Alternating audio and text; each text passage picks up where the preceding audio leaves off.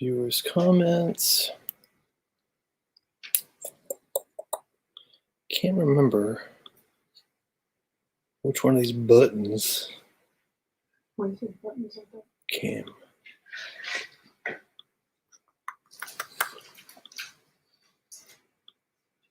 Which one of these buttons hits record?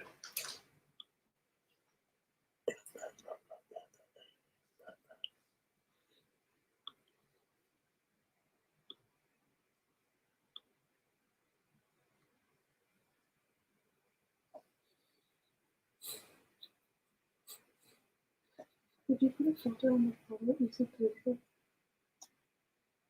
Yeah, just blue, yeah. She goes, did you edit your bedroom photo? I cannot hear you. Interesting. What the heck? Let me see. Mute. Unmute mic. Got it. Yeah, I can see Tyra. She's hanging out with us. Cool, cool, cool. I thought it would let me see live viewer comments should show up on Streamyard. This is an example. Click on a comment to show. Oh, that's kind of cool. So how's that work?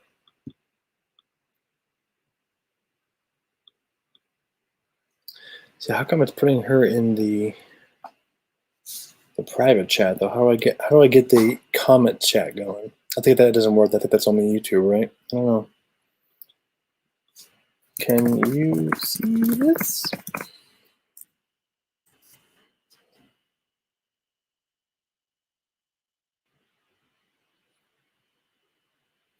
Private chat. Yes. Tyra, can you, just out of curiosity, can you message in the comments? Like, do you see private chat and comments, or is it just private chat?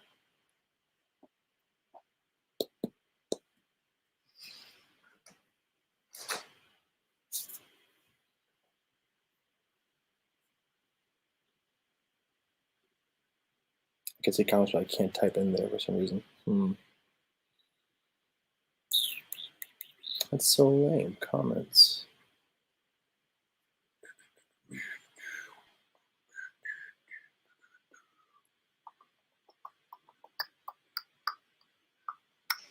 I can always just copy and paste them, but I feel like it should.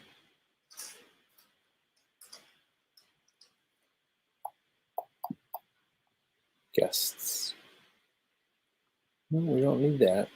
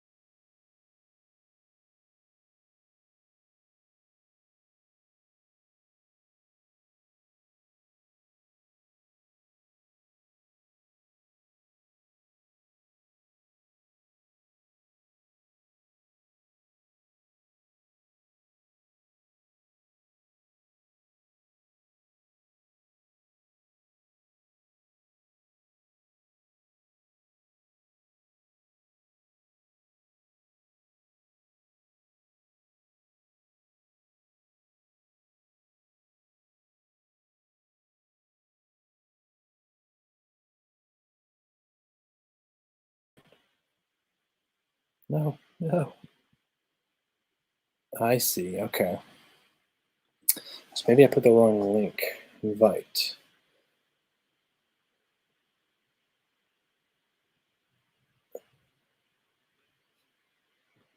I'm gonna try something different. Good thing Tyra's here. She gets my little guinea pig. Try that one. Let's see if. Might have been because I didn't enter the studio yet when I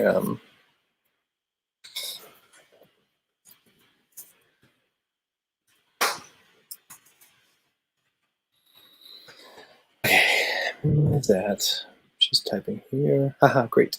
Sorry, give me like 5 minutes, and then I'll just rock and roll it. See, now there's like 2 of you in here, which is so weird. But I don't know why it won't let you comment, though. That's what's weird to me.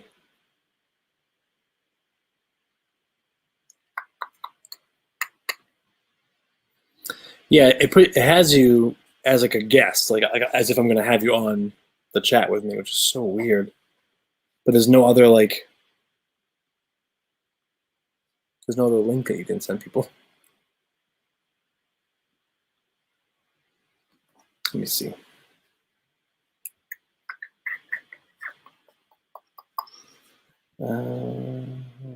That's just for guests, comments.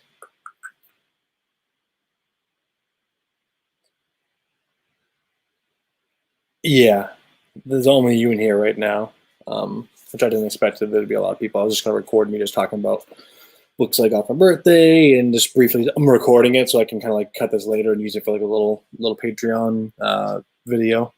But I don't understand why it's working this way. That's kind of weird.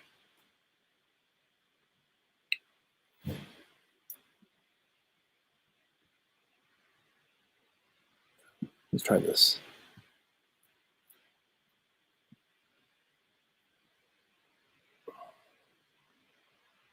Oh, I see Emily. I literally see Emily. What the heck?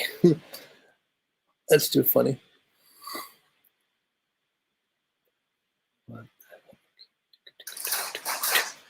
I can't hear it though, but it's okay. So normally I wanted to do it the way kind of like what Britt does, where we can just chat on the side, but it's not really a big deal if I can't get that to work. At least not on this one. It auto starts with Mike and Cam. I can't see Emily. I have to add her to the stream. Technically, she's like in the waiting room. But if I add you guys, then I think it adds you to the stream, not the comments. But there's no way for me to like add you to just being able to comment, which is super weird to me. I think Britt's on her way back from her trip, so she's not going to answer her phone until she gets back. I can't see you, Tyra. See, if I go like this, I can see all 3 of you. Or 2 of you, including myself. Why can I see myself? Oh, hi, there you go. I'm like, so this is unexpected. We're just messing around with it. I've only done this once. I did one interview, actually 2 interviews with Brittany. We did one for Dune and one for Hyperion this way, but it was just her and I. Actually, no, that's not true. The Hyperion one was just her and I. The Dune one was like a live chat, but I don't know how she got. Yes, we can see this. Oh, my friend Sam's here, so she can see it, which is cool. I wonder why. I think it has something to do with YouTube. I think you guys have to like comment via YouTube, maybe. That's kind of weird though. Yeah, I guess it is, because here's a live chat. Let's test it out. I think it has something to do with YouTube. I think you guys have to like comment via YouTube, maybe. That's kind of weird though. Yeah, I guess it is, because here's a live chat. Let's test it out. That's unsettling. I think it has something to do with YouTube. I think you guys have to like comment via YouTube, maybe. Right, let's try it. Yeah, it worked. So I guess that's how you do it. That's super weird though. I didn't want it to go live on YouTube, but I'm not worried about it. So here's the better link for you guys. Okay, so we should go through the other link? Yes, unless you want to hang out and chat, with your faces on Wicked Good Books. That's totally cool too. No. I'll do the other one. Cool. I'll see you guys in a minute. We'll hear you guys. Thanks, Tyra. All right. Just enjoying via YouTube. There we go. Yeah, see, I don't like it being on YouTube with like that way. You know what I mean? I'd rather it not be live there, but I guess you don't have an option, which kind of stinks. But at least I can see now. I can actually see how many people are here, which makes way more sense. Tyra, can you hear me?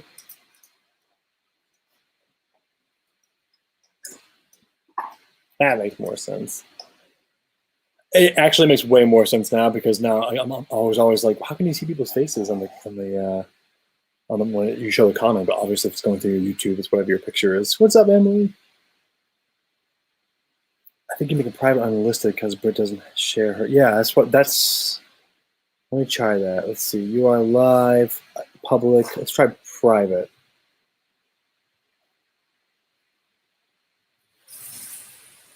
Can you guys still hear me and see me?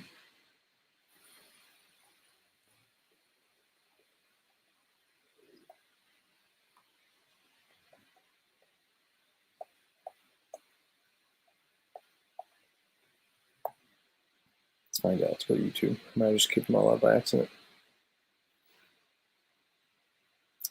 I might have to like get the private link. Your channel. Yes. Oh, that's not the setting she uses. Yeah, I see that too.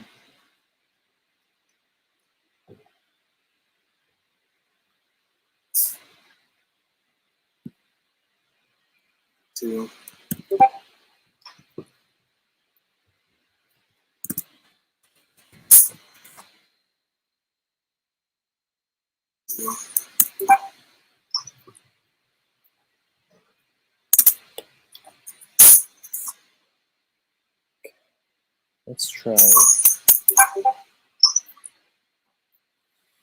Really?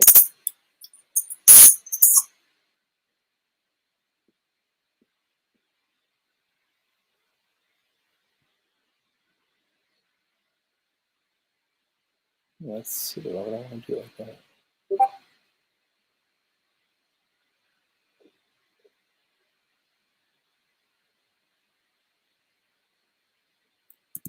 Let's try unlisted then.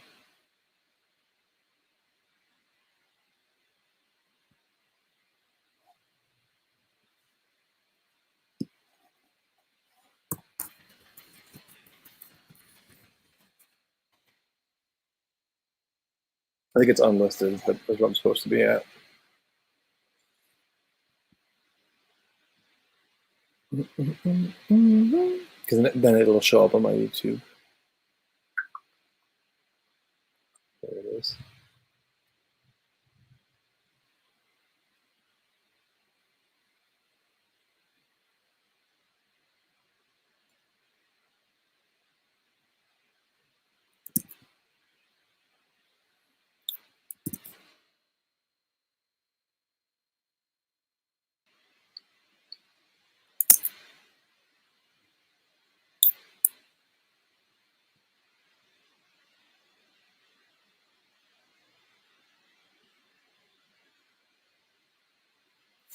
I think if it's unlisted, that makes way more sense because then it makes it so it's like sort of private. Yeah. Wait, is that old or new? 715?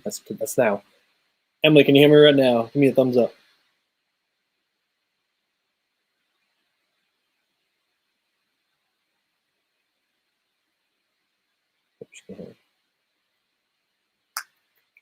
Do I see people in here though? It might also be super laggy too. Yeah, cool. It is laggy. Whew, thanks guys for just dealing with that technical difficulties. I was gonna use a different service. I wanted to use the one we used to use for D&D. It was like a not Zoom. I can't remember the name, but we used it before Zoom. But it cost like way too much money, like monthly, which wasn't worth it for me because if it gave me better quality, I would have went with that. But this is like the same quality it was going to be, and this is free. So eventually, when the channel continues to grow, or if it grows, or if the Patreon grows, then we'll upgrade to something nicer. But for now, this kind of works what we're doing. So what is up, guys? Thanks so much for joining in. As always, I'm going to record this, or it is recording, so I'm probably going to cut it together and let anybody who couldn't come today kind of check it out. I'm not sure when I'll be posting it because I still got to edit it and put my title cards and stuff, but thanks so much for joining. We're going to talk about some books I got for my birthday, just a quick book haul, and then just chat briefly about Hall of Smoke and 5th season, and then announce our winner for July, as well as kind of let me talk about Master of Jin, which I'm very excited about getting to, because I'm probably going to finish. I was just talking to Emily about this. Emily, you can see now firsthand how close I am. I'm like right at the end of Dark Age. There's like nothing left. I have maybe 3 chapters left. Thank God. Thank God it's over. I'm like, I've never been so torn about reading a book that I was loving so much that I never wanted to end, and also just absolutely relieved that it's over. It can't hurt me anymore. I went to the mall today to go to box lunch to try into the bookstore after dropping my sister off at the airport, and just kind of peruse and see everything cool.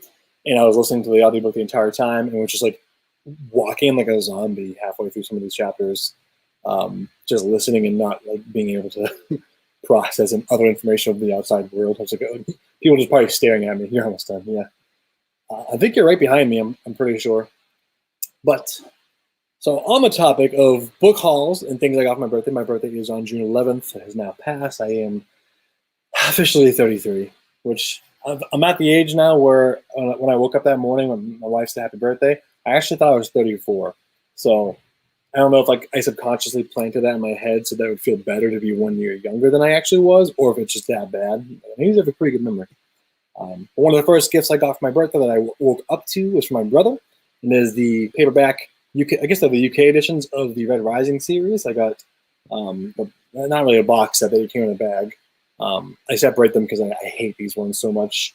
I mean, I don't hate them so much, but compared to like the originals, the size is just so frustratingly small. Like for someone who has OCD, not that I'm displaying them together, but the other books that are on my top 5, like it's about half an inch shorter. That's so frustrating.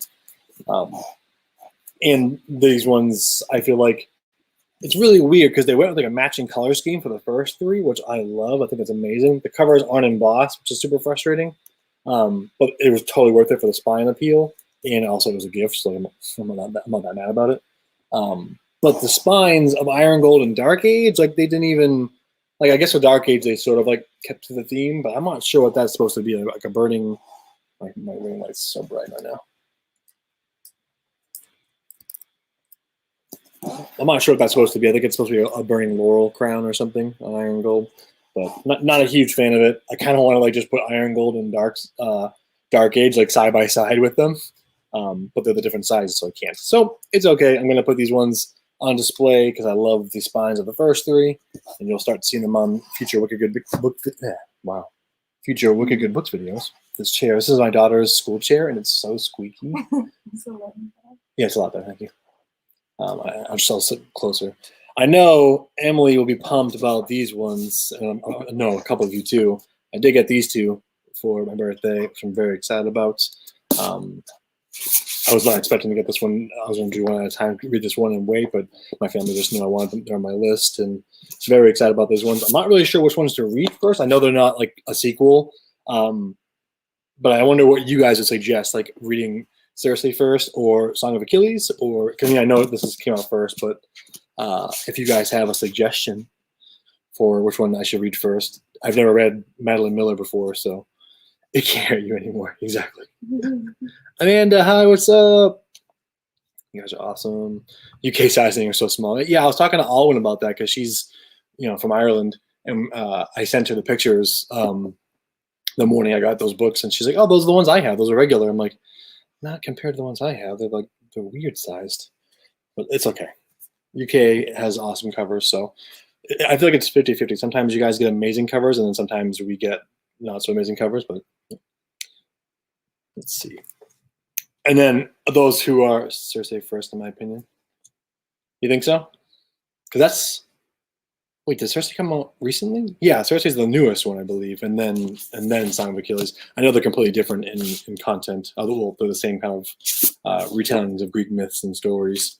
But I wasn't sure if, to get used to her style, if I should start with her first book or go to the second one. But if you say Cersei, then we're gonna do it. I think we're gonna do a reread of that one, aren't you, with me?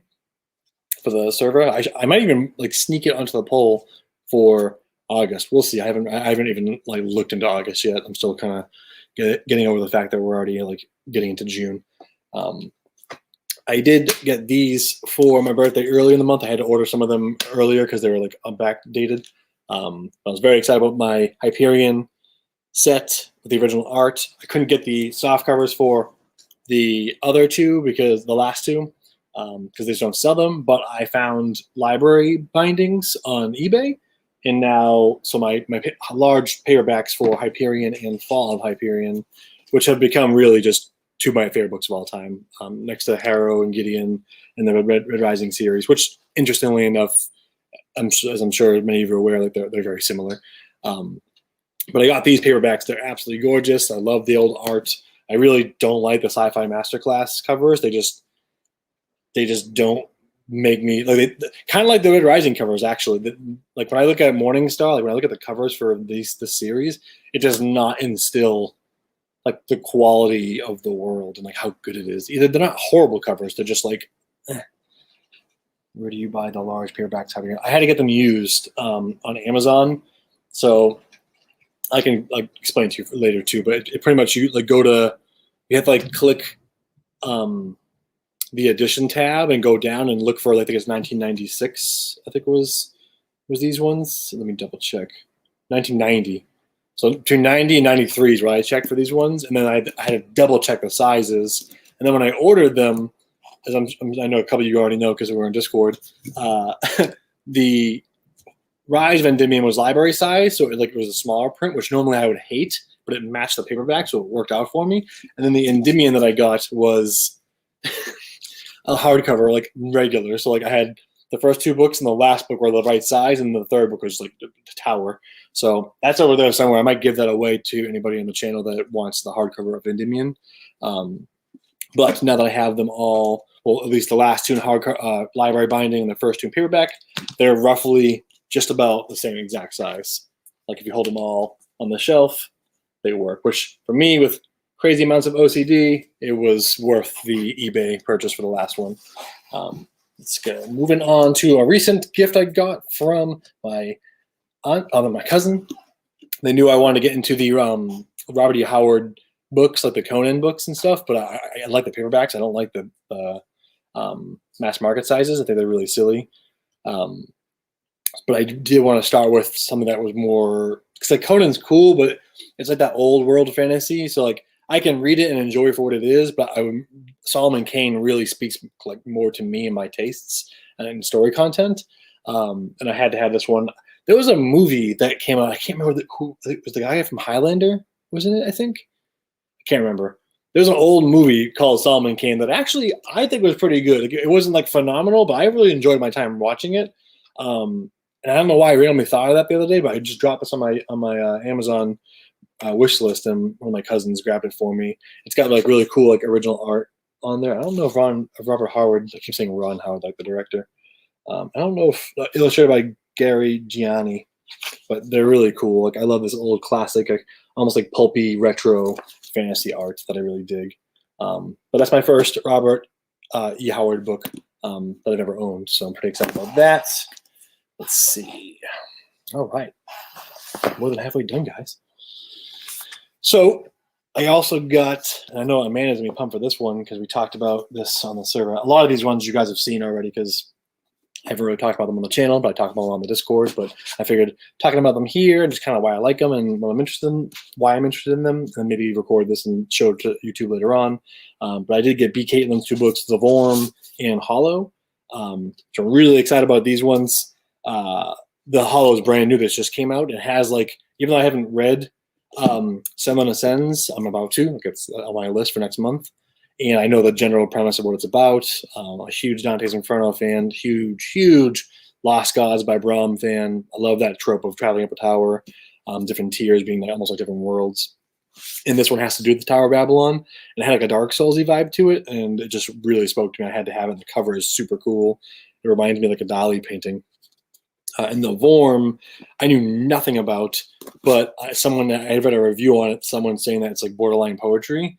And then when I read the back of the book, it just reminded me of Annihilation by Jeff Vandermeer, and that's one of my favorite series, favorite trilogies. So I figured I'll check it out, and if I dig the first one, I'll get the other ones. But if not, I might just keep it with these two. So I've never read anything about this author, but I've heard lyrical prose, not necessarily purple prosy, but almost like poetry. And I'm super excited for that kind of break in the heavy series that I've been reading lately. I'm actually very much looking forward to finishing Wheel Time and what was the other one I'm reading? Technically Dune too, and Red Rising, although I really wish I wasn't finishing it. Now that I'm at the end, I kind of wish I waited one more month because now we have to wait with everybody else that's finished Dark Age. Moving on to Star Trek Discovery, the Wonderland standalone novel.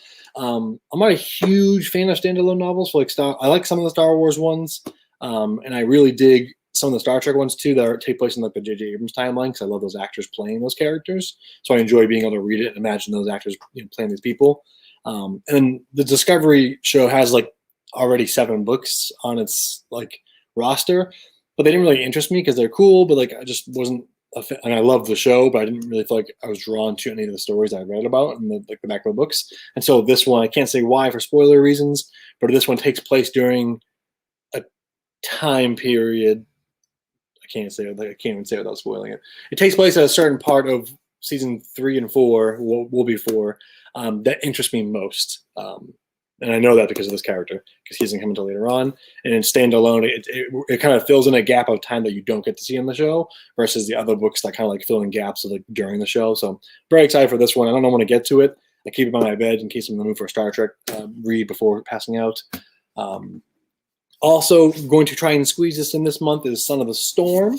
I know Amanda has been dying to read this one, Sugi Davies Kumao. It's really cool that it has Orbit's been doing this a lot where they have this like scan barcode thingy. I don't know if anybody's tried it yet of scanning it. I have. It's just like super weird. It's like sci-fi kind of, but not really, because it's just like scanning technology. But you like take a picture of it or whatever, and it brings you to like a trailer. It was like a trailer for the book, which I thought was really cool. And sometimes I don't like trailers for books because they can be super cheesy.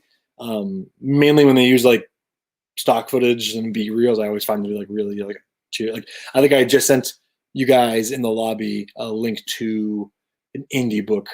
There's like a dark fantasy romance series, and the girl has like 4 books, and it sounds super interesting. When I watched the trailer, I was like, oh my god, that makes me almost not want to read it. I mean, I'm sure it's great either way, but the YouTube like book trailer was just like not good. I tried it out; it was neat. Yeah, it's cool, right? The trailer was really interesting to me. I thought it kind of gave me like Black Panther vibes. Just with like the way each character is presented and stuff, and I like that in this world the author has mentioned. I was reading somewhere on Goodreads that in this world, there are no white people. Everyone is of color in this world, in this fantasy world, which I think is really kind of interesting and cool. So I'm excited to get to this one. I think we're going to try and squeeze it in soon. Like I'll be done Dark Age. I mean, I have this video, and then at 8:30 I got D&D for my home game, so I don't have time to finish it, which is killing me because I had to pause on a very nerve-wracking chapter, which to be fair, every chapter in Dark Age has been nerve-wracking, but I'm not going to be able to finish till later on tonight. But probably after the game, I'll probably stay up till like 1 o'clock trying to finish the book so I can get to this one and Master of Jin, which is our pick for the month. All right, moving right along. 3 more. You guys still with me? Yeah, 4 people. I see Grant in here. What's up, dude? So, got Dreams of the Dying. I know you guys are reading this one with Brittany on her channel for her Patreon. Nicholas Letsu, or Liatzao, I think me and Amy looked it up. It was Liatzao, right? Liatzao. Super cool. I didn't know anything about this book other than the fact that the cover gave me super Dark Souls vibes, which my upcoming video, I can't wait for you guys to see it. My sister has been visiting all week, so I haven't had a chance to edit all the content that we shot, but we shot 2 videos together, and then I shot 2 videos the week prior. So I got a lot of content coming up the next few weeks that I'm super excited about, and I do talk about this book, not in length, but in a decent amount on the in that video. But so far, so good. I'm like 4 or 5 chapters into it, and the writing is gorgeous. It just really gives me like Morrowind vibes. I don't know if everyone's ever played Elder Scrolls 3 and Morrowind, but it reminds me so much of that. It's like this dark fantasy setting that's light on magic and light on like the monsters, although there are some, but it has like this island vibe, island vibes kind of thing, like archipelago, which I think it takes place on. I got the hardcover because Brittany talked me into it because she was like, you have to, it's so good. You'll love the back of the book, is gorgeous. And I checked it out and she was not wrong. It was thanks. It was worth the extra money. It was expensive. I'll be completely honest. Like, I would be really upset if this wasn't as good as it is so far because it is expensive. And to be honest with you, the quality is like not that great. Like, it's not bound together really well. It's really sticky and kind of like I know if I really was like rough on this, it would probably break. It's probably already going to break. But on the flip side of that, you get to get the art printed on the cover itself, which is cool. I'm more about the glossary in the back. I mean, the stuff that you get in the back here, like the art of some of the creatures and like the descriptions about what they are and where they come from, and like their anatomy. You get island maps and stuff like that. I found myself actually using this like throughout reading it, which I usually try not to do until after I finish something, kind of like Doom and Wheel of Time, where like I won't check out the glossary or the appendixes until after I finish the book.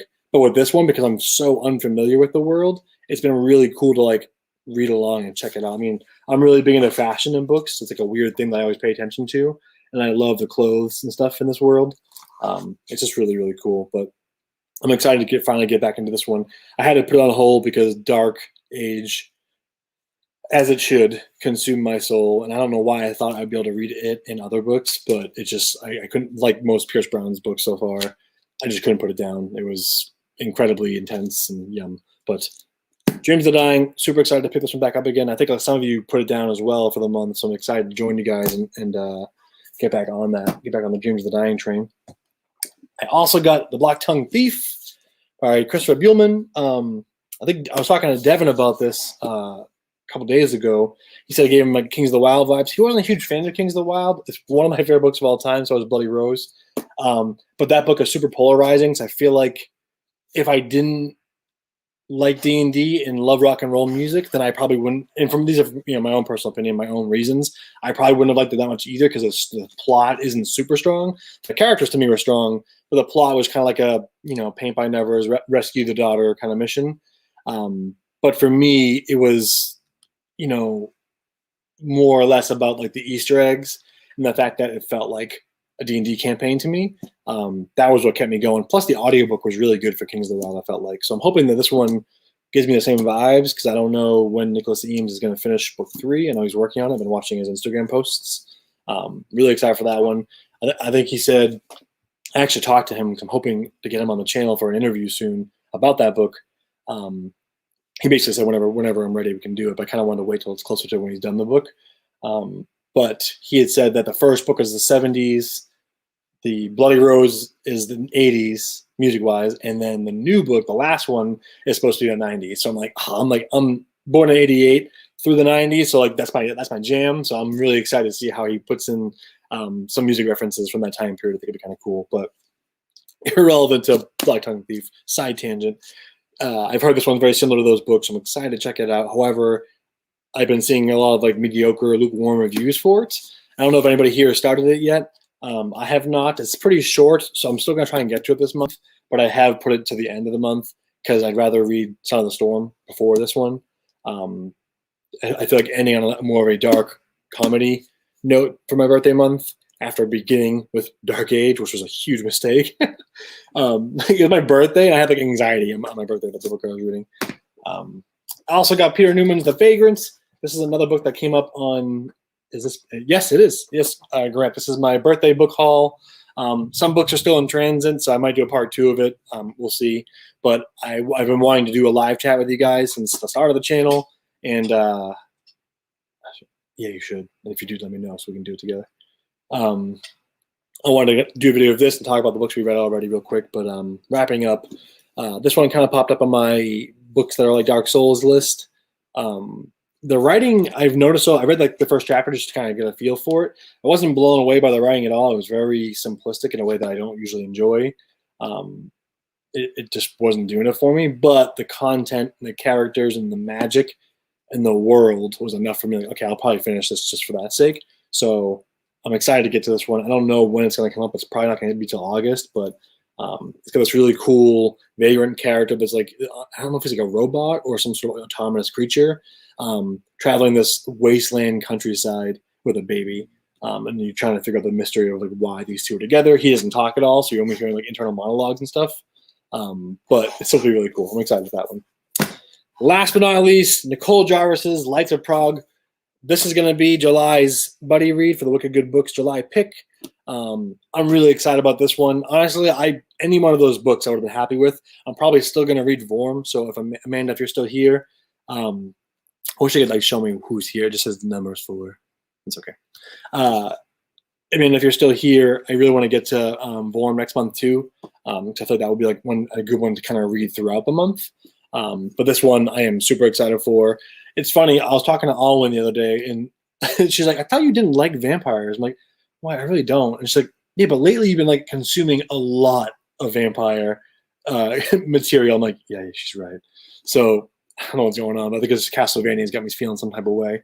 And maybe just I'm excited about Empire of the Vampire, but this one seems kind of creative too because they're like, they're more like Dampiers, I think, which is like vampires that are bred with humans. So that's really exciting. I like the idea of it being a Lamplighter story too. Actually reminded me a lot of DM Cornish's Lamplighter book too. So this was like a wild card, came across my my radar really randomly, and I'm kind of glad that it won the poll too though, because I don't think a lot of people are talking about this one. So super excited for that one. And that's pretty much it for my birthday haul. I'm still waiting. There's still a few more books that are coming in the mail, like I said.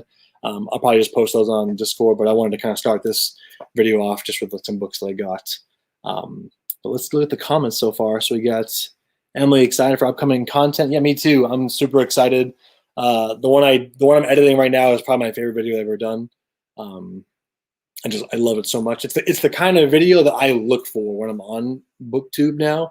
I'm trying to move away from calling myself a booktuber because I feel like it's become its own creature now, and I kind of just want to create things about books and book adjacent. I want to talk about books, movies, film, TV, video games, graphic novels, manga, anime, like collectibles. Like it's a more broader array of things, and I think it's going to help with this video that I'm working on now, which is very much book related, but it ties into video games and other stuff. And I'm really excited about this one, guys. Like I can't express it enough. And then the one after that, I know a few of you in here will be very excited for, because since there's not a lot of you in here, I'll let slip a little hint. It's a very special guest. It's a channel that many of you subscribe to and enjoy deeply and are also part of her Patreon. But I'm really excited for that one. That was a really good conversation about a really good book. And then I have my 2 videos that I shot with my sister while she was here. One of those is more like me themed about get to know your content creator. And then the other one is a Pride Month video, and I'm super excited to share that one this month. It means a lot to me. I'm very, very much, thanks to my relationship with my wife and my relationship with my best friend, tied to that community. And I'm just wanted to put it together a quick video with her and I talking about it. There's some really cool stuff in that one that I'm excited to, as well as other videos I'm recording this month. Emily, I know you'll be excited. I started the final draft for my Star Wars suggestions video about where to begin with Star Wars books, but that should be a good one. Let's see here. Audiobook and script, I get it. If you do, Tyler, let me know, because I'll definitely read it with you. Give me all them. I'll go down in order here. Grant, vampires, everything. Yeah, it's funny. I guess I'm just not like a Twilight vampire fan, which I feel like is probably a lot of people. Although I enjoyed watching the movies for what they were, and I worked at Borders during the time those books, like the last 2 books, came out. I worked at Borders for the 7th Harry Potter book, or the 6th and 7th, and then the last 2 Twilight books, and it was terrifying. The fans for Twilight at midnight were ravenous, which seems appropriate for a story about vampires, but it's crazy. I'll have to find. I have a newspaper clipping of me, a picture of me at the front desk, the customer service desk, holding down the line of these crazed teenage girls trying to get their copy of Breaking Dawn. It's such a funny photo. I'll have to take a picture of it and put it on the chat tonight. But yeah, that's the kind of underworld stuff. I enjoy them for what they are, but it's not something I'm usually drawn to. And then when Castlevania came out, it kind of rekindled my enjoyment of certain vampire content. And then this most recent season of Castlevania has me craving it all of a sudden. And that between that and Empire of the Vampire coming out, I guess I'm gonna. I don't know. We'll see. Maybe this content will make a vampire fan out of me. We'll see. I'm sure Alwyn somewhere in Ireland is smiling right now. But what else we got here? October Vampire. Buddy, read anyone? Vampire One Shot. Yeah, Vampire the Masquerade. That's like a D&D 5e vampire story. Vampire manga read. So I was very close to picking Vampire Hunter D for this month's manga, but it's impossible to find physically. You have to read it digitally. And then I was reading some of the first couple pages of it. Just I don't like to suggest things that either I haven't read yet or I don't know about. I don't want to pick something that ends up being super offensive or just not good. And the first couple of pages, like, this is gonna. I think this might be either triggering for some or just not like not acceptable. But there's some grim sexual assault content like right out the gate. And I was kind of like, that's not the vibe I want. I mean, we might read it eventually, but not for like the manga of the month. I'd rather spend it on one that we're all really enjoying. I haven't started Children of Whales yet, but I'm very excited for that one too. Let's see, Toby O. Hey man, how you doing? I'm a fan of your videos. Hey man, thanks for hopping in. I appreciate it. That's awesome. Tyra, give me all the manga anime content. I realized I really only bought manga for the past. I know. I feel like the past few book hauls you've presented to us have been just straight up manga hauls, which is there's nothing wrong with that. I love manga. Only problem with manga is it stacks up, and I have like a whole shelf I thought I wouldn't fill out with it, and now it's like stuffed full, which cracks me up. But I want to get those Ancient Magus Bride bind ups that you got. They're like the what do you call them? The companion novels. Sorry, yeah. Emily's calling you out. And let me know when you start those companion novels. Like, I want to see if they're worth getting. Like, is there art inside, or is it all writing? Because I actually have the 2 light novels for Ancient Magus Bride, and they're really cool. I'm excited for reading those ones. I didn't know how much art and text was in the companion novel. So if you ever get a chance to check it out, let me know. All right, moving right along, guys. So let's see. Just to kind of wrap things up, and we'll move towards the end here. I want to talk about. I already announced the July's winner. I was going to say that to the end, but oops. Oh well. Let's see. I think next week we have our D&D one-shot officially happening. We did our session 0 a couple weeks ago, and we do our official game next week. So anybody that is second to third tier upward can watch it anytime they want. Just hang out with us. We have a lot of fun. Tyra is actually a player in that game, so I'm very excited to have her there as well. And other than that, I'll probably announce the winner for July tonight after on my home game. Let me see here. But let's see. Let's talk about our last 2 reads briefly. Nothing super crazy. This is going to be more of a discussion with you guys. I was honestly, I thought I was going to be by myself in here for an hour talking to myself, which like is cool. I can do that. I do the videos all the time. But you guys are all here chilling, so I might as well ask you guys questions about these books. But real quick, let's see. It's pretty much mostly writing, some art. I'll send a photo. Yeah, totally. I want to see. I'm probably still going to buy them, but if it's just writing, I'll probably save them for a little bit later. Icewind Dale. Yeah, I'm so excited for you guys. I'm terrified for you guys, but so excited for you guys. It's super cool. Even if you're not familiar with D&D and you know nothing about it, if you guys still want to come hang out during that game and just spectate and watch, you're always more than welcome. We have a lot of fun. Let's see. Let's talk about Hall of Smoke by H.M. Long. I had been talking to the author. She's super sweet and kind, like super cool person. I'm hoping to get her on the channel for like an interview with you guys so we can talk about it, because I want to try and get some, see if we can squeeze out some details about book 2 or the second book in this, the world. But what did you guys think of Hall of Smoke? I know it seemed like we all rated it pretty much the same. It was around like 3.5 to 4 stars. I really enjoyed it. I thought it was super atmospheric. That was like the one thing that has stuck with me up until now. And I'm starting to see a lot of people picking it up now, which is super cool because we already read it, so I feel like we're like ahead of everyone. But I was really digging it. It gave me like Skyrim vibes with like the voice spells that they can do. But yeah, I'm really curious to see what she does with the second book. I'm trying to think of who's in here that has read it. I think most of us in here read it. I know Grant read it. There's a bit of a lag. Let's see.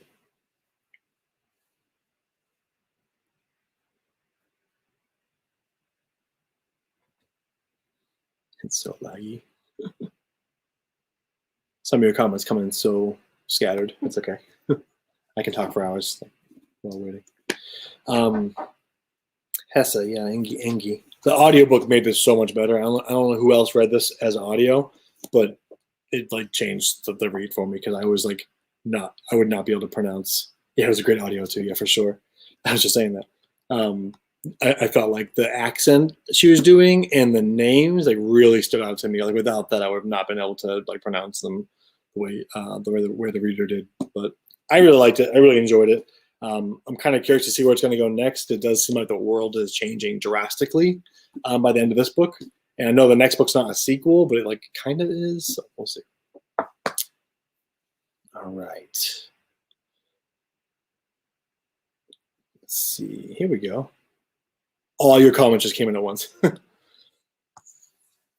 Yeah, I felt like it was super atmospheric. Like that's the one thing I took away from it was I remember the way it felt. Like I was physically there. That's one thing that I wish we got a little bit more of in the Red Rising books because they go so fast and we're so in the characters' heads. But sometimes it's really hard to like imagine where they are when they're going so quickly.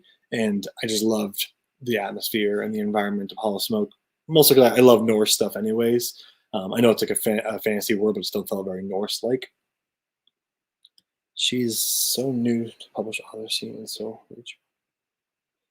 Yeah, right. It's super cool. Like, and she's like a super cool chick. She's out with her husband, like in a cabin in the woods, like in the mountains, like just like chopping wood and stuff. Like, she's really cool.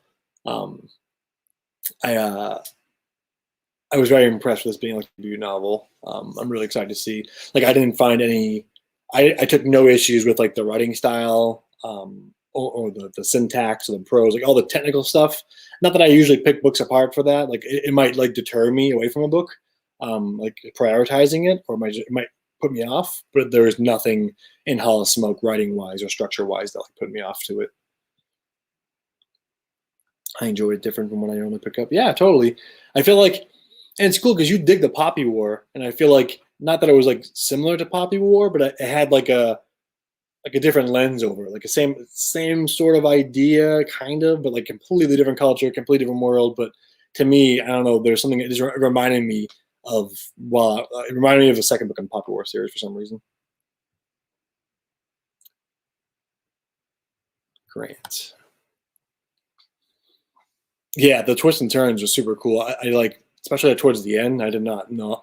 I honestly, I had a firm idea how I thought it was going to go down, and then by the end, I was like, nope, that's not what I thought was going to happen.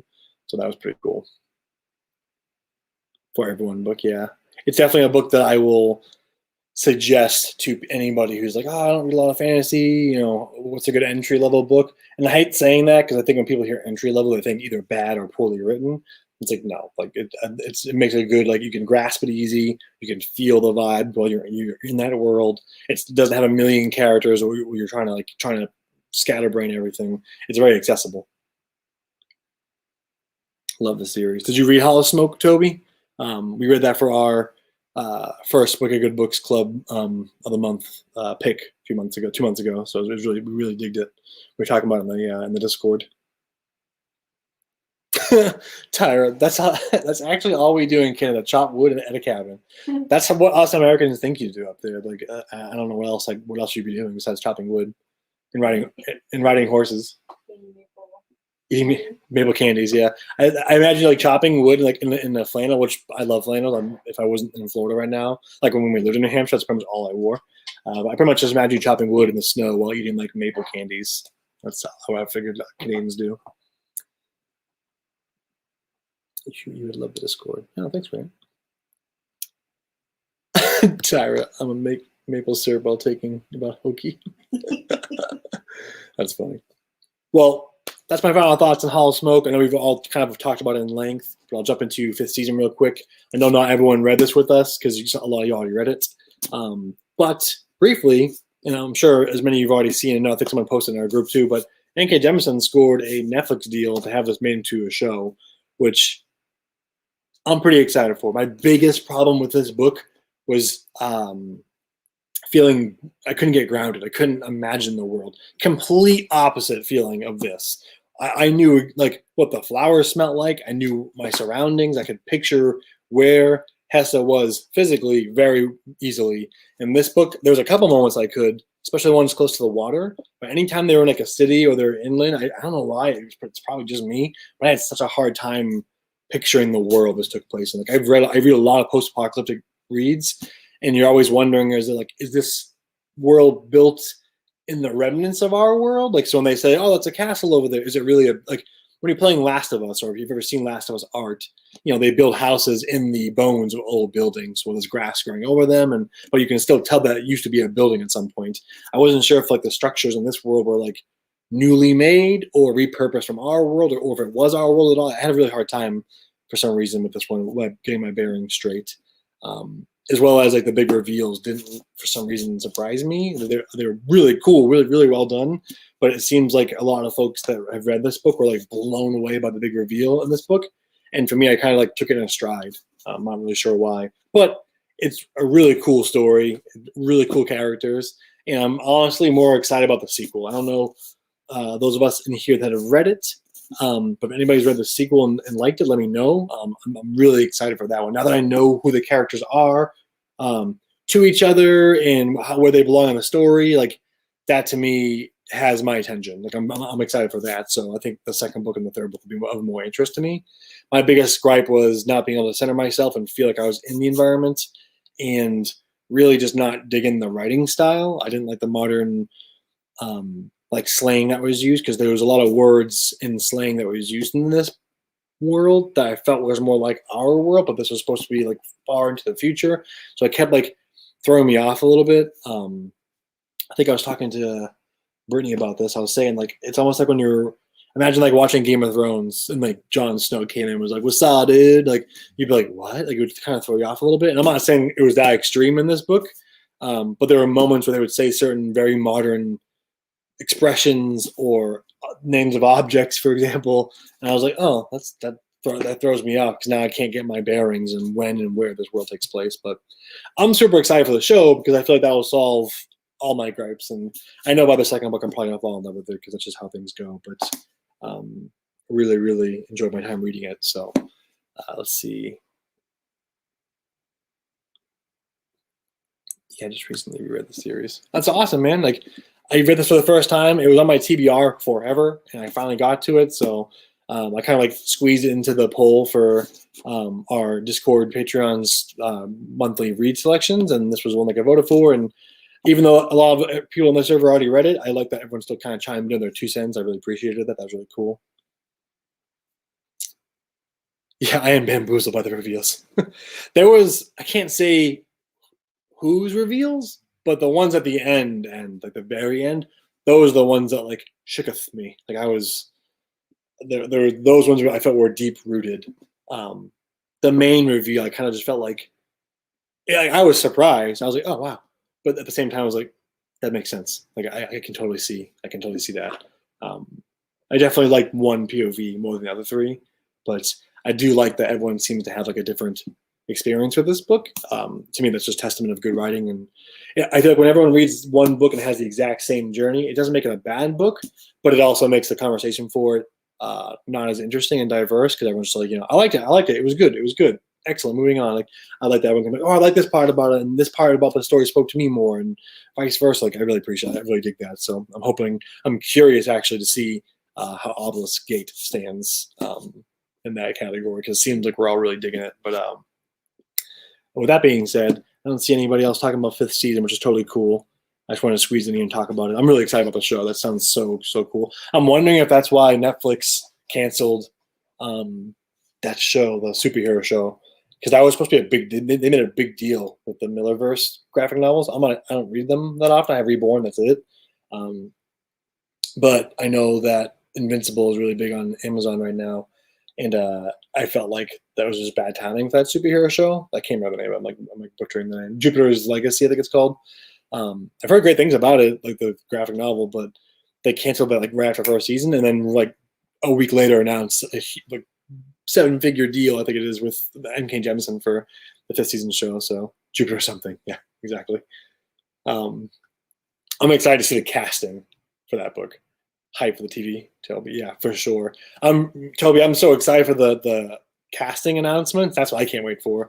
I love like the characters from this book. Alabaster was probably my favorite part of the book. So I'm just really excited to see who they cast for really all the roles. But I'm trying to think who I'm most interested to see. I'm really curious to see how they handle the effects too.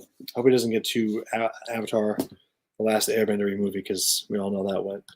All right, well, it's almost done, guys. Thanks so much for hanging out with me for a little bit and just kind of looking at the books I got for my birthday and chatting about the books that we've been reading.